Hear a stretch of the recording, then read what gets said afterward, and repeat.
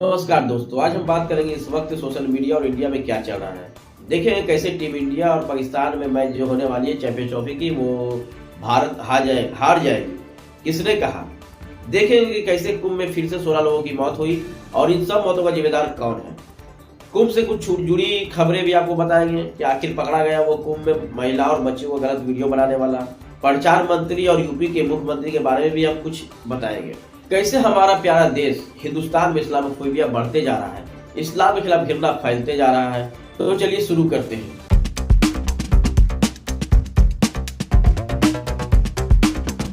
India versus Pakistan में कैसे India हारेगा ये दावा कर रहा है भक्तों का न्यू बाबा, जो भांग गांजा पी करके मस्त रहता है, जिसे खुद नहीं पता चलता है कि वो क्या कह रहा है। उसने भविष्यवाणी की है कि टीम इंडिया जो है मैच हार जाएगी। टीम इंडिया जो मैच है वो चैंपियंस ट्रॉफी का पाकिस्तान के खिलाफ नहीं जीत पाएगी। वो इतना नशे में रहता है कि एक बार तो उसने कहा था कि वो ही कल्कि है, भगवान विष्णु का अवतार है। तो एक बार कहा था कि वो राधा कृष्ण से शादी करने वाला है। आप ये वीडियो देख सकते हैं। इस बार मैं पहले से बोल रहा हूँ, हाँ। इस बार इंडिया नहीं जीतेगी। चाहे तुम अब उनको विराट कोहली को सबको बोल दो कि अपने जेडीचे का जोर लगा के जीत के दिखा दो, तुम अब जाओ। हाँ। मैंने मना कर दिया नहीं जीतेगी तो नहीं जीतेगी। अच्छा। अब भगवान बड़े हो गए, तुम बड़े हो, अब देखा जाएगा। ऐसे देखते हैं। Guys what do you think, what do you guys think कि क्या बाबा जी ने जो बोला है, ठीक है, कि वो ट्रू होगा कि नहीं, आप लोग बताओ। और अब उसने कहा है कि इंडिया मैच हारेगा चाहे कुछ भी हो जाए।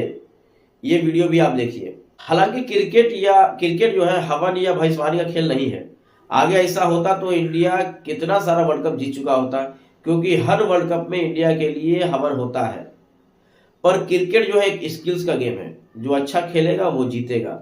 चाहे ऑस्ट्रेलिया को जिम्बाब्वे हराए, पाकिस्तान को अमेरिका हराए, इंडिया को केनिया हराए, जो अच्छा खेलेगा वो जीतेगा। तो चलिए बात करते हैं कुंभ के बारे में।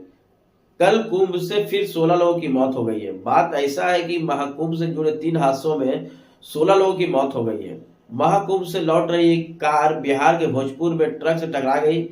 इसमें 6 लोगों की मौत हो गई, जबकि यूपी के वाराणसी में श्रद्धालुओं की जो कार है वो ट्रक से टकरा गई, जिसमें 6 लोगों की मौत हो गई। ये सभी लोग महाकुंभ में डुबकी लगाने जा रहे थे। इधर यूपी के गाजीपुर में भी महाकुंभ से लौट रहे एक परिवार की कार ट्रॉली से टकरा गई। हादसे में 4 लोगों की मौत हो गई। और आप लोगों ने और हम लोगों ने भी कुंभ के भगदड़ में कितने मौतें हमने देखी और कितने को दबा दिया गया सब जानते हैं। रेलवे भगदड़ में कितने लाशें हमने देखी और लोग अपने जान को जोखिम में डालकर इस साल कुंभ में स्नान करने जा रहे हैं, सिर्फ और सिर्फ एक झूठ की वजह से। ये कुंभ 144 साल बाद आया और अब जो है 144 साल बाद आएगा। इसी को देख के लोग अपने जान को जोखिम में डालकर कुंभ जा रहे हैं।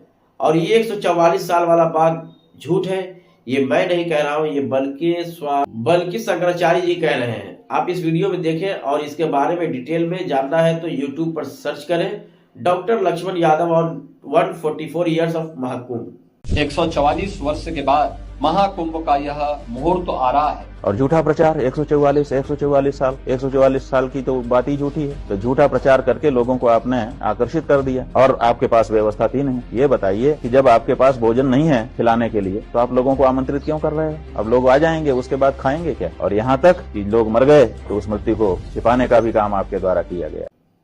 और जितने भी मौतें हुए उन सब का जिम्मेदार वो सब लोग हैं जिन्होंने ऐसे फेक न्यूज फैलाई। और साथ में धीरेन्द्र शास्त्री भी उतना ही दोषी है, जिसने भी कहा था कि कुंभ जो है नहीं आएगा वो देशद्रोही होगा। ये वीडियो आप देख सकते हैं। हर व्यक्ति को आना चाहिए, जो नहीं आएगा वो पछताएगा, वो देशद्रोही कहलाएगा। हमने अगला खबर जो है वो कुंभ से ही है। कुंभ में नहा रही और कपड़े बदल रही महिलाओं का वीडियो बेचने वाला हुआ गिरफ्तार। शायद आप तक ये खबर नहीं पहुंची होगी, पहुंचेगी भी कैसे। नाम मुसलमान का जो नहीं है, मुल्लों का नाम नहीं है। मुल्लों का नाम रहता तो ये सबसे पहले ब्रेकिंग न्यूज पढ़ता, हर दिन खबर चलाया जाता, दिन से सुबह तक 24 घंटे खबर चलाई जाती। तो खबर ऐसे है कि पिछले कुछ दिनों में टेलीग्राम पर कुछ अश्लील वीडियो बेचा जा रहा था। उन महिलाओं और का बच्चियों का जो कुंभ में स्नान कर रही थी और कपड़े बदल रही थी, अब ये लोग पकड़े गए। उन लोगों का नाम कुछ इस प्रकार है: प्रज्वल तेली, चंद्र प्रकाश और राजेंद्र पाटिल। अब समझ आया कि ये खबर और इनके बारे में आपको कैसे पता नहीं चला, क्यों कोई नेशनल मीडिया आपको नहीं बताया। आप समझदार हैं और समझ गए होंगे।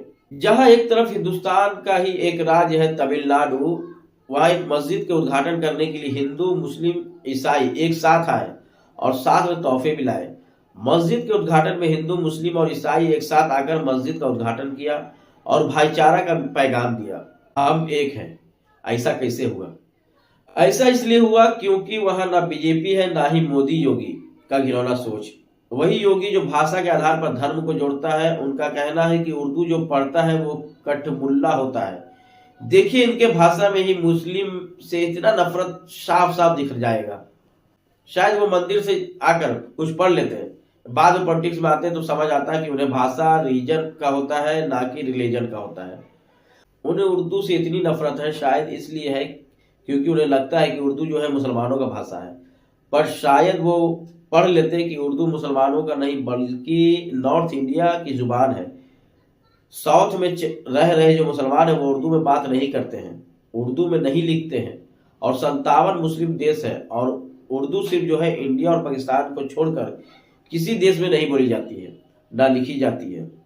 या इसलिए बोली लिखी जाती है क्योंकि नॉर्थ इंडिया का एक भाषा है, ना कि मुसलमानों का। काश योगी आदित्यनाथ ये पढ़ते कि भगत सिंह जो खत लिखते थे या खत लिखते थे वो उर्दू में ही लिखते थे। अमर शहीद राम प्रसाद बिस्मिल भी राम प्रसाद से बिस्मिल जो है उर्दू की मोहब्बत की वजह से हुए थे। उर्दू मीठी जुबान है और आप योगी आदित्यनाथ जी शायद इसलिए आपको उर्दू से नफरत है क्योंकि ये मुसलमानों को आपको लगता है। पंडित हरिचंद भी अपने नाम के बाद अख्तर लगाते थे। वो बहुत ही मशहूर कवि और पत्रकार थे। गुलजार साहब को जानते ही होंगे, जो उर्दू के मशहूर कवि ही फिल्म स्क्रिप्ट डायलॉग और राइटर थे। अब गुलजार से मुसलमान मत समझ लीजिएगा, इनका जो असली नाम है संपूर्ण सिंह कालरा। ऐसे ऐसे हजारों एग्जाम्पल है कि आप गिनना भूल जाइएगा। हम और आप एक दिन में जितना भी बात करें उसे उर्दू का इस्तेमाल होता ही है। शलीके से हवाओं में जो खुशबू घोल सकते हैं, अभी कुछ लोग बाकी है जो उर्दू बोल सकते हैं। मेरा बीजेपी और योगी जी से इतना ही अनुरोध है कि कम से कम भाषा को तो छोड़ दो। तो योगी जी, हमें प्रदेश जो है तमिलनाडु के भाईचारा की तरह चाहिए, ना कि वैसा जहां दिन रात हिंदू मुस्लिम हो। इस्लामोफोबिया तो इस कदर बढ़ गई है कि पूरे हिंदुस्तान में कोई भी इनका फेस्टिवल हो, ये मस्जिद के सामने जाकर अभद्र भाषा वाला गाना बजा देते हैं। मस्जिद के ठीक सामने ऐसी गाना बजाते हैं या सॉन्ग बजाते हैं कि आप और हम अपने परिवार वाले के साथ सुन नहीं सकते हैं। अब आप बताइए कि इन लोगों को इतना पावर कहां से आता है? जब देश का पीएम और सीएम कुछ नहीं सोचते हैं, मिनिस्टर्स कुछ नहीं सोचते मुसलमानों के खिलाफ बोलने से, तो ये कैसे सोचेंगे? मुसलमानों से इस कदर प्रॉब्लम हो गई है कि हर जो सर सैयद अहमद खान पर बनी फिल्म भी रिलीज नहीं होने दे रही है। एक तरफ हमारे देश के प्रचार मंत्री फिल्मों का प्रमोशन करते नहीं थक रहे हैं, ऐसी फिल्मों का जो उन्हें वोट दिला सके, चाहे फिल्म कैसी भी हो, जैसे सावरकर मूवी हो या साबरमती हो, केरल स्टोरी हो या कश्मीर फाइल या फिर छावा। इनको मूवी प्रमोशन करवा लो, इनसे मूवी प्रमोशन करवा लो या विदेश का यात्रा करवा लो या फिर चुनावी रैली।